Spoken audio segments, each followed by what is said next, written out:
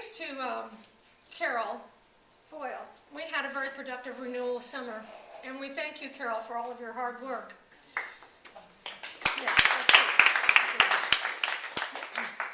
At the congregational meeting last Sunday, we gave ourselves some work to do. For those of you who were there, many of you I see that were there. So true or false? We'll do this work together, we'll all get along, and we'll all live happily ever after. No. The answer can be true, but there are some things we need to do to make it true. So today, that's what it's about. A book written by another UU minister titled Everything I Need to Know I Learned in Kindergarten, have you heard of it? Can be summed up with simple wisdoms like this. You take turns, you treat others like you want to be treated, you share, and you're honest. Now, you think that's going to be enough to give us the congregation, the culture that we want, and make the progress we want over the next 10 years? It would help. It'll help. It'll help. It'll certainly help. Now, psychology actually offers us some other ideas. Be direct, don't triangulate. Now, that means, in other words, if you have a dilemma with a person, you don't go to somebody else to talk about that dilemma. You go to the person. Now, the only reason to go to the third person to talk about it is if you're trying to figure out how to talk to the person you have the dilemma with. Okay? So be direct, don't triangulate. Secondly, be an active listener. It's pretty easy to fall into the habit of thinking of the next thing you want to say while somebody else is talking. No, nobody does that, right? We need to really listen to each other. Over these periods of time where we have these committees and we're going to be thinking through all of these things, we don't need to be thinking, oh, but here's my point of view that I want to get across next. We need to listen. The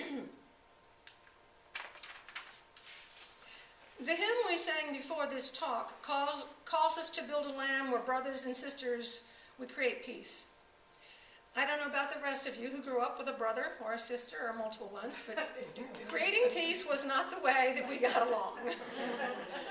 Okay?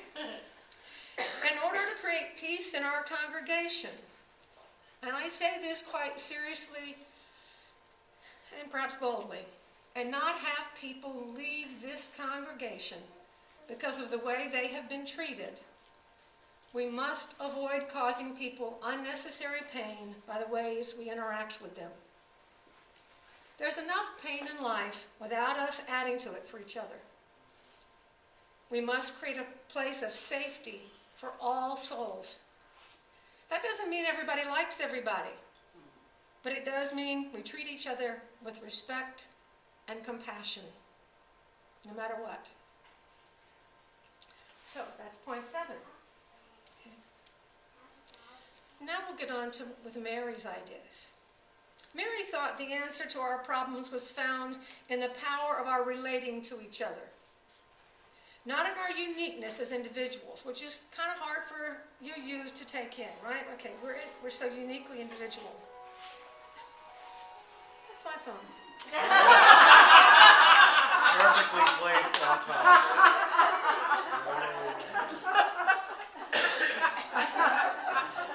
Aren't you glad to have me back as a service assistant? You know, it has to be my mother. I don't know. At least now we understand why it won't be answered. Okay. So I want to demonstrate some of Follett's concepts about human relations. I'll use the example that she used 100 years ago when she wrote. As you can tell, it was 1863 to 1933. So, as you are aware, our air conditioning often is not functioning very well. Well, in Follett's day, of course, there was no air conditioning. So that's the context for her example to get this started. There are 2 people reading in a library. One of them feels uncomfortable and thinks the room is stuffy. She opens a window. The second person feels a draft and gets up and closes the window. Those of you on my left, I want you to figure out what you will do now that those on the right close the window. Those of you on the right, anticipate your response to those people who opened the window. I'll give you a moment to contemplate that.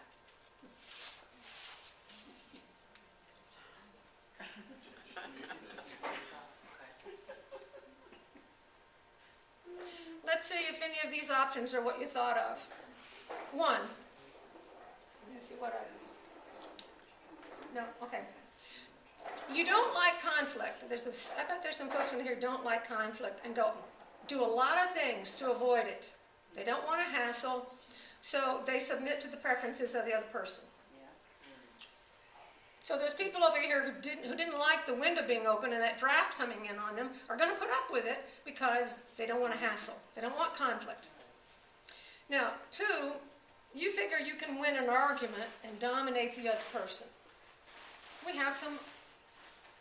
Oh, Virginia's favorite phrase is saying alphas. We have a lot of alphas in this group. Okay? So, you figure you can win the argument and dominate the other person. That's 2. 3, you want to be a good Unitarian Universalist, so you figure out a good compromise, possibly opening or closing the window halfway. Did I hit it on anything? Might be close. If you had the first choice in mind, submitting, rather than being in conflict, you might find yourself giving up a lot of things in life that really matter. And you probably do this in order to take care of someone else's needs or to avoid conflict. If you had the second option in mind, winning the argument or dominating, you might be a benevolent dictator type person. In the other extreme, the dominator is a bully. And the third option, compromise. If that's your preference, you may find the problem diffused for now, but realize later how annoyed you were about it, and you probably feel a little resentful. Now, Follett didn't think we are fatally flawed human beings if we thought of these options. She thought the 3 options are the result of our understanding of power. From Follett's perspective, in the first option, the person is submissive and giving away their power. In the second option, the person is using power over others.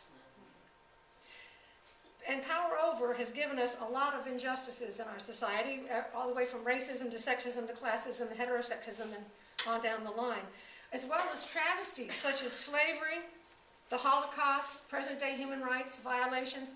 Power over others is probably the dominant form in which power is used amongst humans.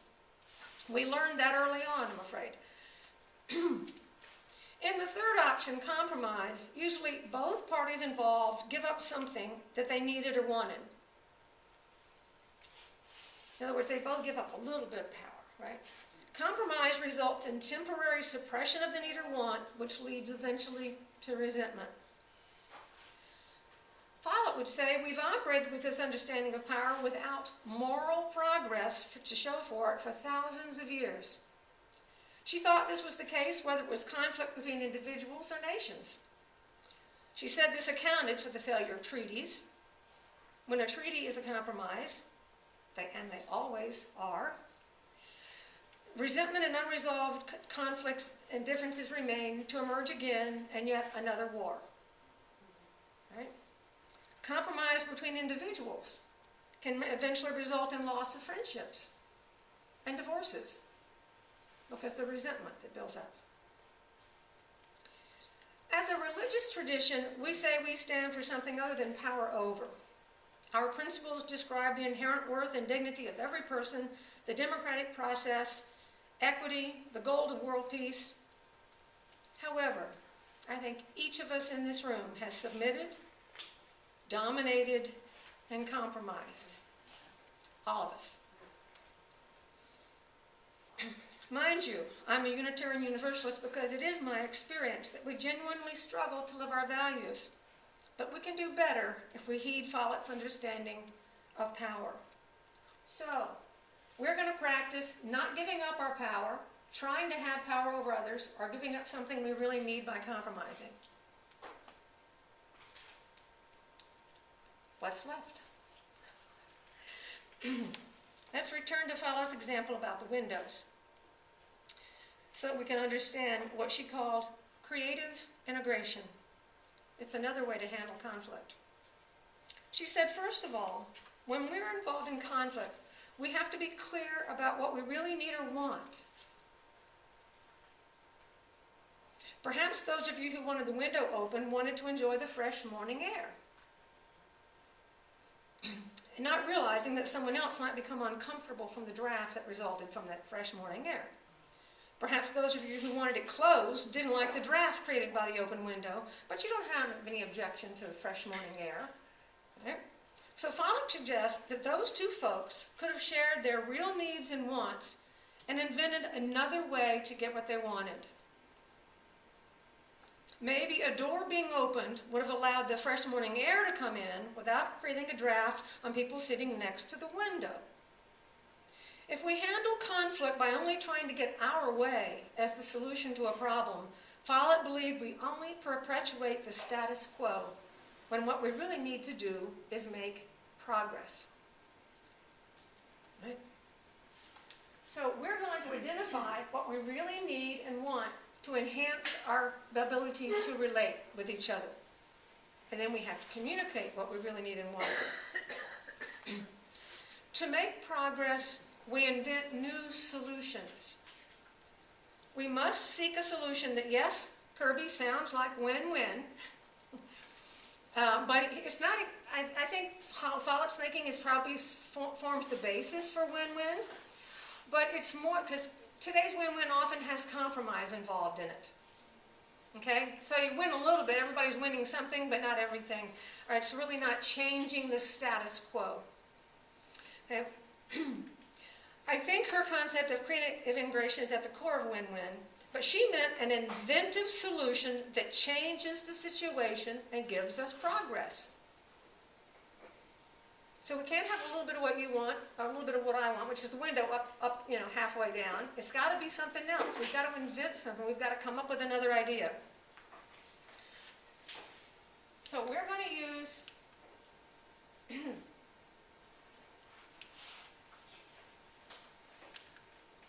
we're going to practice using power with, using creative integration to make progress. Now, Palatka suggests another example than the windows. A nut and a screw, about the value that comes from having effective relations. I'll leave it to you to figure out if you're the nut or the screw. A nut and a screw look very different, and they serve very different purposes. But together they accomplish something neither can accomplish separately. In other words, they have greater value in their relating than they do in their uniqueness. Palatka recommended creative integration as a way of relating that results in power with rather than power over. Together, power with each other. Okay? She saw power with as a way to generate more power by capitalizing on conflict, thereby achieving true progress in human relations. The goal is not for us to agree on everything. Indeed, that would prevent progress. We need our differences. We need our diversity. That's what results in friction that we can put to work for us. Follett knew that creative integration is not possible in all circumstances, but it is possible more often than we attempt to achieve it. A teacher, I'll give you another example, a teacher I taught in a graduate course sponsored the student committee for the senior prom, and I had talked about this creative integration idea. So it occurred to her when she was in a meeting with the students, and they were arguing back and forth about the prom, what they were going to do. She gave them each an index card and asked them to write down what they really wanted in that prom, what they needed it to be like, what mattered to them. It's another way of saying it, okay? By literally putting their cards on the table, which she had them do, put their cards on the table, they figured out a plan that addressed what everyone wanted. She came into class the next time astonished. They invented a new idea that did take care of everybody's needs. A local minister came to talk with me once because he was looking for ways to help couples in his congregation deal with conflict. Our discussion revealed that one of the problems was that many of the women couldn't articulate what they needed or wanted. They were so accustomed to being sure everyone else in the family was taken care of that they didn't know their own needs and wants. Now, I have talked with men who do the same thing. Women are conditioned to it. For creative integration to work, people need to learn to identify what they need and want, what really matters to them. A creative integration that only took Virginia and I 4 years to achieve. It's a small thing. I thought we needed some shade over the back deck. Virginia didn't want to spend any money. You know how they have those things and you click them and this shade goes out. Oh, I thought that would be great. Okay, and I kept suggesting all these solutions, then all of them were too expensive. Now, you may have to come visit to find out exactly what we came up with, but we finally hit on a plan that literally created something new and meets both our needs. It does give us shade, and we didn't spend hardly any money. So,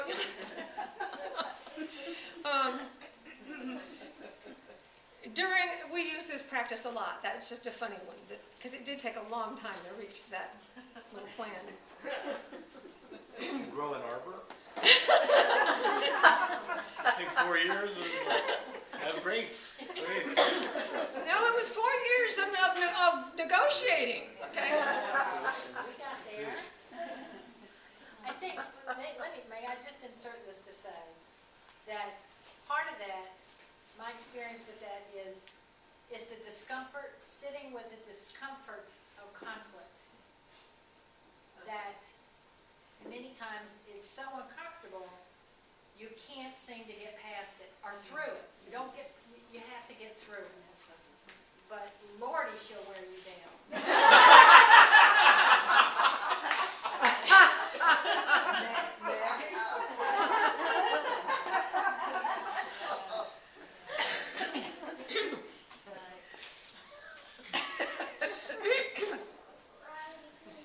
Actually, it's a very simple idea, and I'm not sure how. It's because we saw some things on sale at Walmart.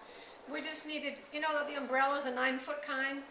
Well, but we needed something that would stand them up, and so I drug home this big concrete bucket that somebody had their DirecTV post, their antenna in, and said, why don't we put the umbrella stands in this, so it was free, right? But we actually have 3 of those we made, okay, and they're on rollers so they can be moved. And Everybody, you said we made? this is a very serious subject. But I think Virginia's correct. She has a hard time sitting with the conflict. Okay. Most people do? I said most people. Yes, yes. We want to hurry up and solve it. We want to fix it. And one of the things that drives me crazy, and we watch the 7 o'clock PBS NewsHour, and I refer over and over again to is there a compromise today? And, is there a compromise? Is there a compromise? Is there a compromise? And I'm going, So, well, during our renewal meetings this summer, we had considerable discussion of long-term plans regarding whether we will first need a minister or a building. Now, this is long-term, right? Because we're going to do so well for the next 10 years that we're going to get to that place where we have to make that decision. Well, at those meetings, we were split right down the middle on a vote, a straw vote, right down the middle. Perfect conflict, right? Okay. So at the meeting last Sunday, our President Carroll consistently asked us about the pros and cons of those 2 goals. And I'm sitting over there, gnawing on my knuckles and everything. And I called her or texted her or something. I said, it could be useful if she would let me refer back to that. If she'd give me permission to reference her words so that we can understand another way of thinking about solving problems or creating solutions. Pros and cons is not the place to start. That's up here. Okay? This is a perfect opportunity to have folks write down, and I even thought about doing it, but we don't have time. Maybe 5 or 6 years from now, when we have one of our Sunday workshops, we will write it down. So be thinking about it. But if we all wrote down what we really needed and wanted by the preference that we had, if you really think what we need first is a building, what is the need that you have that will get met by having a building? If you think it's a minister, what is the need that will get met for you by having a minister? And then go the next step. What is the need or want that will be met for this congregation by having a minister or a building? Okay? It can be useful to consider pros and cons, but there's this interesting thing about humans. That's not what we start with first.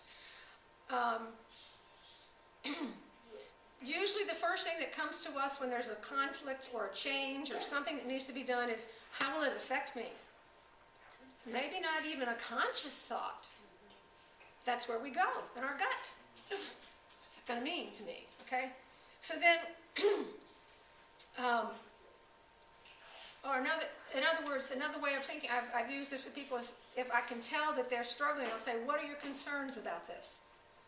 Instead of saying, putting the mic in the break, tell me how you, what concerns do you have? Because people express the concern. That goes to a feeling as well. What are your concerns? So what do I need or want that the congregation will get with my first choice? That's the place to start. Kevin, during our discussions, described one example of a semi-creative integration during our discussions. Not last Sunday, but back in July. He suggested that we hire a part-time temporary minister to try out finding out if a minister is the key to our future needs. See, it's not the status quo. It's not either a minister or a building. It's saying, this is something we can't build a part of a building. We can get a part of a minister, and it's an idea. It could get us unstuck from this or this. Okay, and my way of thinking, it's an invention of something new. It's not the status quo. Minister and building are the status quo. This idea is not the status quo, and it may prove to be usefully wrong, Kevin. And that's a great thing when you have people doing pros and cons or throwing out ideas and concerns. Those things may be usefully wrong. It's okay for them to be wrong. It's useful because it breaks data input. Something happens. It'll get us someplace to another idea. So I've got slide written in here. Conflict mediators have used Follett's fundamental insights into human relations, and as Elizabeth read to you, at Harvard they have a center for conflict mediation, and the authors of Getting to Yes give her some credit, although they stole all of her ideas, they just give her a little credit for what she's done. So they have come up with some ideas like this. You separate the person from the problem. That's a hard thing to do when you're having a discussion. And particularly if you've had friction with this person, it's not one of your favorite people, but that's not necessary. The thing we're trying to do is create something together. So we make I statements. You know how to do that?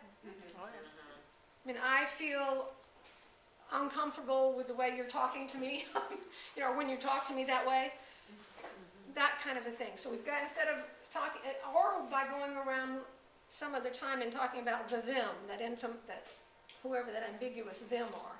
Okay. We will focus on interest rather than positions, because we get stuck, again, if we defend positions. If there's somebody here who says, no matter what we talk about, I think we need a minister first, then that's it. You can't go anywhere else with that person. That's all they're going to do. And we know people who have opinions about a lot of different things, and that's what they do. They're just stuck there. So but we can try to get them into a discussion about interests. I find I do this with people who are not in favor of women having choice, to get to talk about our interests. We both want children to have good lives. We can talk about the things we have in common. And we can work on all of that stuff. We don't even have to talk about, should a woman have a choice to terminate a pregnancy. We can talk about all the interests that we have in common. And so we invent options for mutual gain that address our most important interests. So those are things that may be short of a really total invention, a creative integration, something new. But they are steps that we can do. We can try to do these things and see where they take us. And over time, they may be usefully wrong, but we'll get somewhere. Finally, One of the kinds of power that can result from power with, and see, we can do all these things to have power with each other, according to Follett, is power from within. We learn to live from a more balanced, compassionate center. As we clarify what we need and want, we strengthen our inner conviction. With power from within, we become less defensive and less fearful of not receiving what we need. We are able to participate more fully in conflict without submitting, without dominating, and without compromising. Instead, we participate in creatively integrating our needs and wants with those of others, thereby inventing new solutions. In the process, we generate more power with. The process becomes a self-perpetuating cycle because, okay, I have power from within and it allows me to integrate power with you, and that gives me more power from within, and it keeps going like that. So, we develop our power from within. That's what we're all here for, I think, when we come to our services on Sunday. Power with, power from within, and creative integration won't remedy all the world's problems, or your problems, or mine. Follett believed we are habituated to have power over in relations, and that's a hard habit to break. It's not having power over. We also have individual psychological baggage that causes us to continue getting in our own way. Anybody want to fess up to that?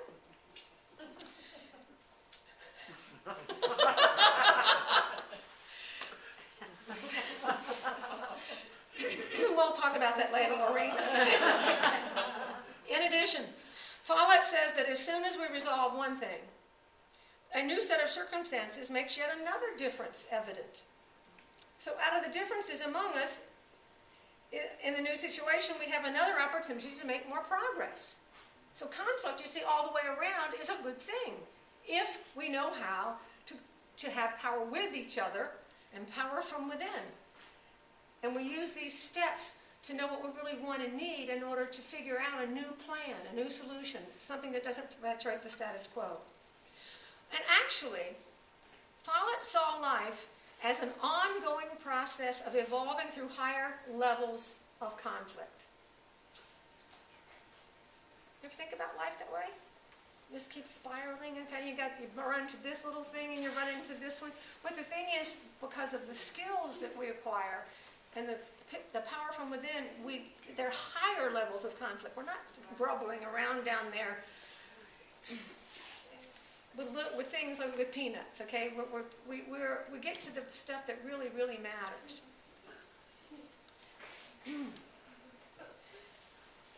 As we learn to handle our conflicts through creative integration, Follett saw the potential for us to make true moral progress. In Follett's words, to set conflict to work and make it do something for us through creative integration is much more beneficial for human relations than domination, submission, or compromise. Try it this week.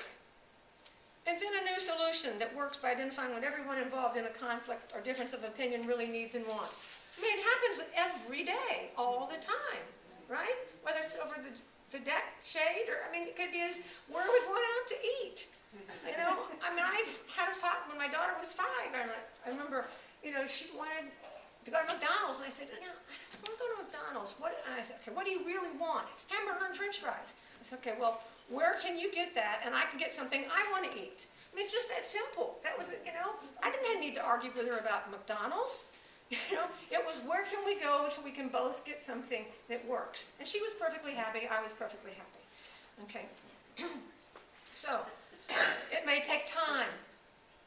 Kevin and I were in the parking lot last Sunday talking. Yes, all of these plans this work that we gave ourselves last week, it's not going to happen quickly or suddenly. And we have 10 years. This is goals that we have. It may take time, and some of the conflicts may just have to sit there a bit. And we don't have to be angry with each other about that. They just are. They're just differences, and that's all they are. As our committees get to work on the issues we identified during our renewal sessions, let's begin with identifying what the members really need and want, what really matters. Write them down. See if you can work toward a solution that incorporates them all. I mean, put them out there on the table for everybody to see, okay? So that we're not hiding anything, you know? So let's say that we can invent a new outcome that will lead All Souls congregation to great progress over the next 10 years. Thank you.